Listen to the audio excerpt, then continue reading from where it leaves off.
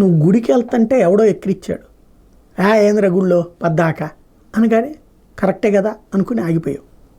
ఆ అన్నోడు వాడి మతానికి సంబంధించిన ప్రార్థనా స్థలానికి వాడు వెళ్తున్నాడు, వాడి చర్చి ఆగట్లా, వాడి మసీదు ఆగట్లా, చక్కగా వాళ్ళ ప్రార్థనలు చేస్తున్నారు, వాళ్ళ ధర్మాన్ని వాళ్ళు పాటిస్తున్నారు. కానీ నిన్ను వెటకారం చేశారు.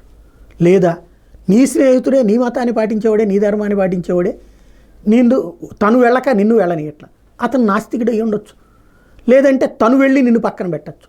ఇప్పుడు క్రమంగా జరుగుతున్నది ఏంటయ్యా అంటే నీ ధర్మాన్ని పట్ల నీకు అపనమ్మకం కలిగించారు.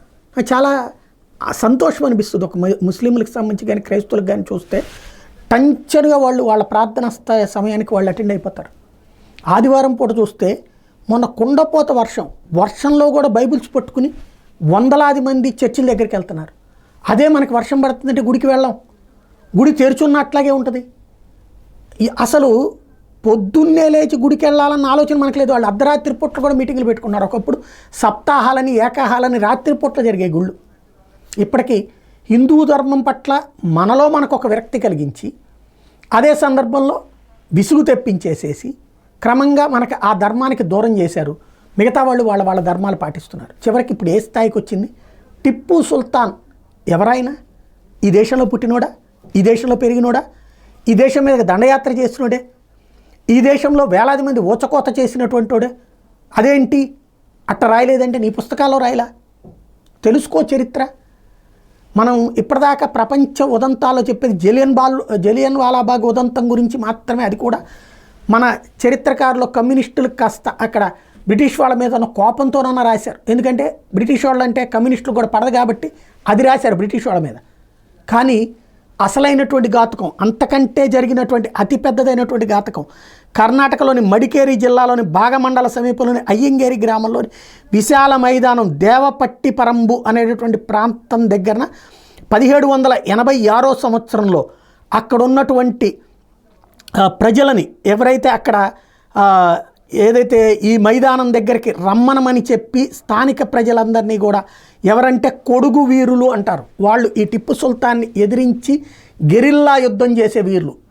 ఏళ్ల తరబడి టిప్పు సుల్తాన్ని గెలవనివ్వని వాళ్ళని నేను యుద్ధం చేసి అలసిపోయాను, ఇక శాంతి ఒప్పందం చేసుకుందాం రమ్మనమని చెప్పి అక్కడికి పిలిపించి ఒక్కసారిగా ఓచకోత కోసిన సంఘటన.